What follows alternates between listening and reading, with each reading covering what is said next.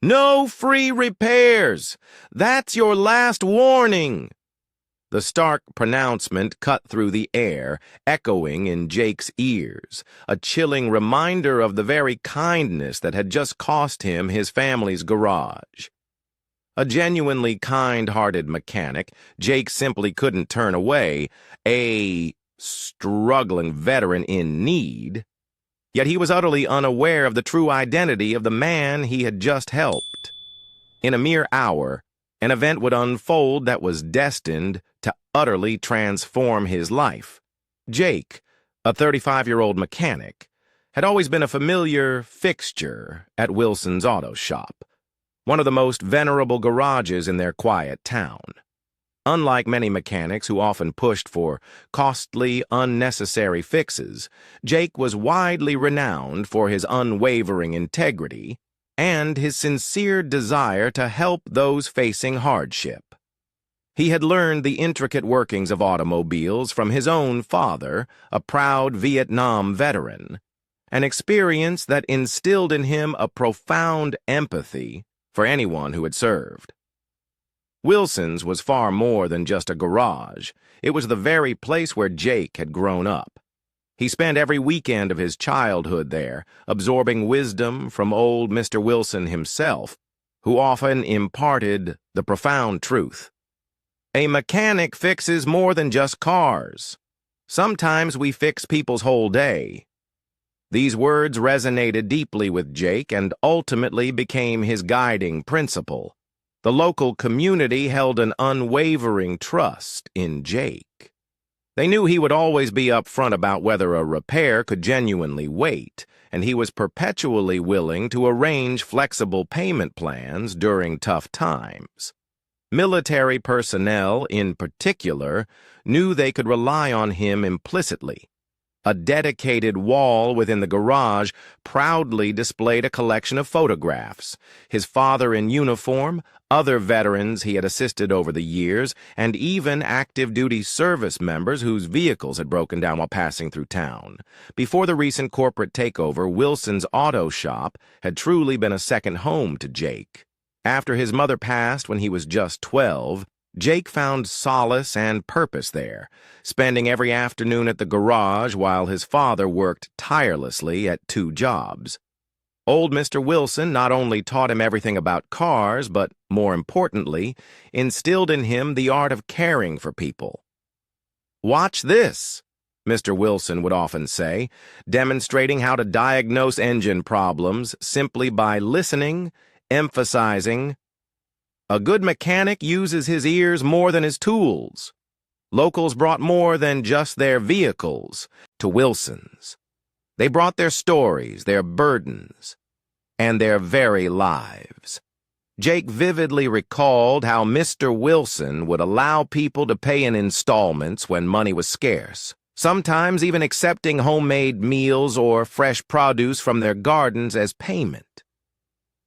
When Jake's own father struggled with PTSD after returning from Vietnam, it was Mr. Wilson who provided unwavering support, offering him work at the garage until he could get back on his feet.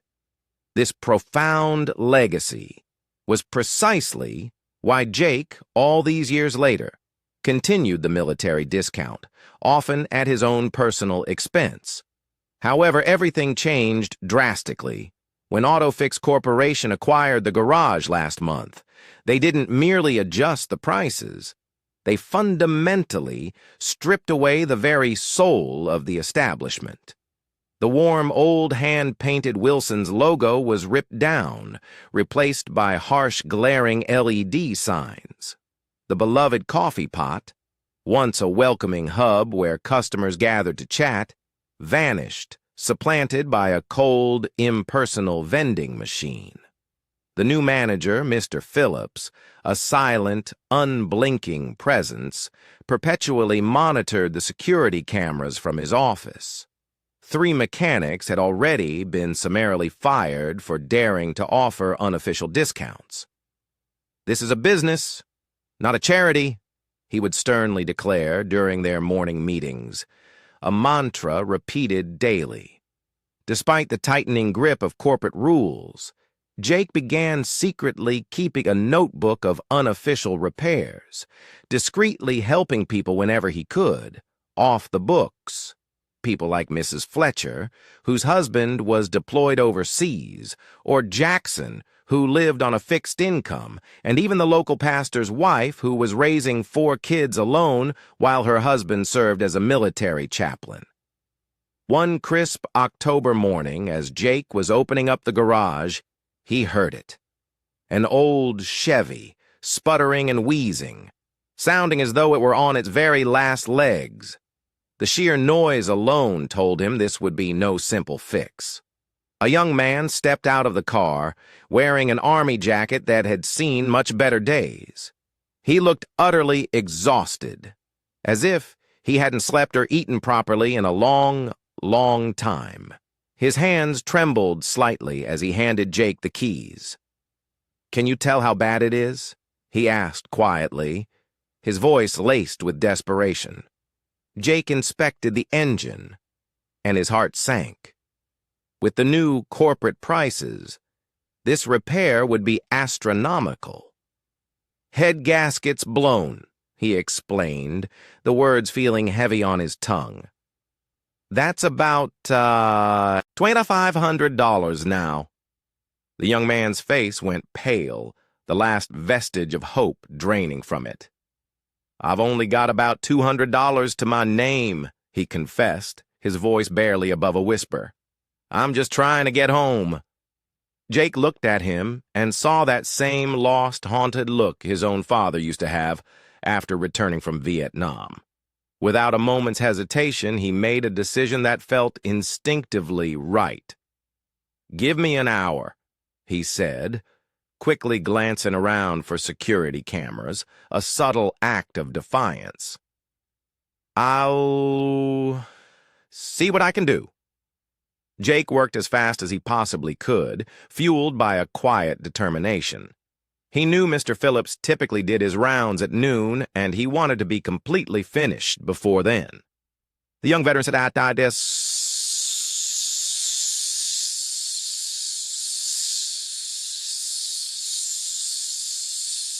the waiting room, occasionally checking his phone but never making any calls, a picture of anxious stillness. The repair took a grueling 3 hours. Jake did everything himself, meticulously using parts he had painstakingly saved for emergencies. Each movement a testament to his skill and dedication. He was just finishing up, wiping his hands, when Mr. Phillips strode in, waving his tablet like a weapon. "Where's the paperwork for this repair?" he demanded, his voice sharp and accusatory.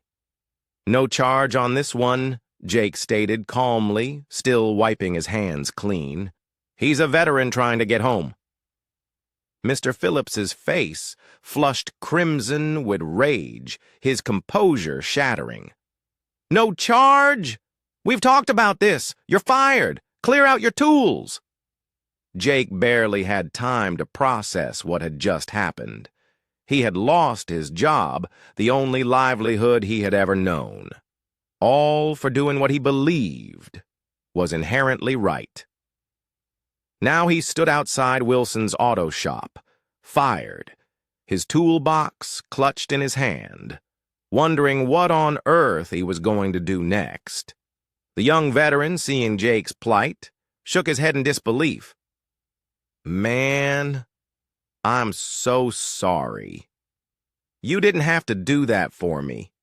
Jake simply shrugged, a faint echo of his usual composure. "Not the first time I got in trouble for helping someone. Probably won't be the last."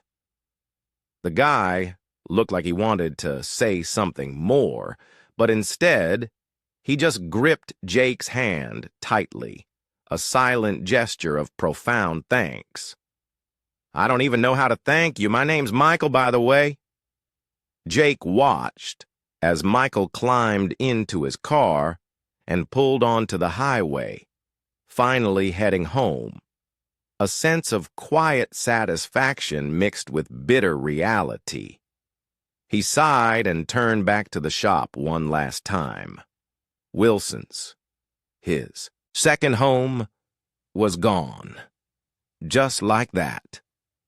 Little did he know that his profound act of kindness would soon return to him tenfold. The days following the loss of his job were some of the most challenging Jake had ever endured. He applied to every garage in town. But the moment they heard he'd been fired from Auto Fix Corp., the answer was always the same. "Sorry, Jake. We can't take the risk." His meager savings dwindled rapidly, and the bills began to pile up, a relentless reminder of his predicament. For the first time in years, he seriously considered leaving town, perhaps heading to the city to start fresh. But where would he go? Wilson's had been his entire life. He was beginning to lose hope, the weight of his situation pressing down on him, when a sleek black car pulled up to his house one morning. A distinguished-looking man in a crisp military uniform stepped out, his presence commanding immediate respect. Jake wondered if he was in some kind of trouble, a flicker of apprehension rising within him, but the man's warm smile quickly put him at ease. "Are you Jake Wilson?" the man asked, extending his hand, his voice firm yet kind. "I'm General David Harrison. I've been looking for you." "Looking for me? Why?" Jake asked, a confused tone in his voice, his brow furrowed. The general's expression turned serious, a flicker of deep emotion in his eyes. "A few weeks ago, you helped a young veteran at your garage. You fixed his car for free even though it cost you your job." Jake nodded, remembering the encounter vividly. "I couldn't just turn him away. He needed help." General Harris's eyes glistened with emotion, a testament to the profound impact Jake's actions had made. "That young man was my son, Michael. He'd been missing for months after suffering from severe PTSD. When his car broke down on the way home, we feared the worst.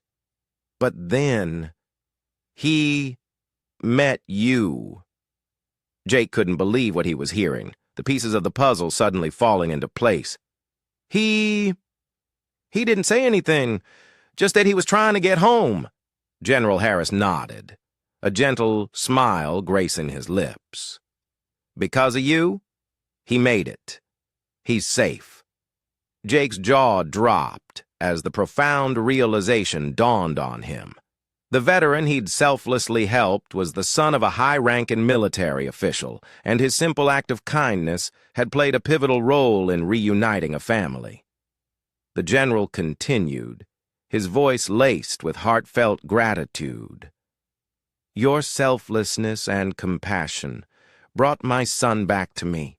I can't begin to express my gratitude, but I can do something to repay the debt I owe you." General Harris had, of course, heard about Jake losing his job. He knew he had to help the man who had shown such profound kindness to his son. The general made a few quick phone calls, and within minutes, he had an offer for Jake. "Jake," the general said, his voice firm with conviction, "I want you to come work at the military base as a civilian mechanic. You'll be working on our vehicles, putting your skill to use in service of our nation's heroes." Jake couldn't believe what he was hearing. A steady job, a chance to start over, and an incredible opportunity to continue doing what he loved most, all rolled into one. I don't know what to say, General. This is incredible. But that's not all," the general continued, a thoughtful expression on his face. "I know your true passion is helping others, especially veterans in need. That's why I want to work with you to set up a charity fund so you can keep providing free repairs and assistance to those who need it most." Tears welled up in Jake's eyes, an overwhelming wave of emotion washing over him. "You'd do that for me, for them?" General Harris placed a reassuring hand on Jake's shoulder, his gaze steady and sincere. "Jake, what you did for my son, What you've been doing for veterans all this time, it's extraordinary. You have a gift, and I want to make sure you can keep using it to make a profound difference in people's lives." Jake stood there, truly overwhelmed, the sheer magnitude of the general's generosity sinking in. I don't know how to thank you. This is more than I could have ever imagined." The general smiled warmly. "You don't need to thank me. Just keep doing what you do best, fixing cars and helping people. That's all the thanks I need." Jake enthusiastically embraced his new role at the military base, knowing he had finally landed somewhere that genuinely valued his skills and his compassionate spirit. The pay was significantly better, the benefits were solid, and for the first time in years, he didn't have to stress about making ends meet. After Jake's departure, Wilson's auto shop struggled immensely under the cold, profit-driven management of AutoFix Corp. Mr. Phillips, the very manager who had dismissed Jake, found himself trapped in a constant cycle of new hires and rapid turnovers. Mechanics, unlike Jake, lacked the deep-rooted dedication and inherent skill needed to genuinely serve the community. Customers, increasingly frustrated by exorbitant prices and shoddy service, often spoke longingly of the days when Jake and old Mr. Wilson had run the shop, prioritizing community and genuine compassion over mere profit.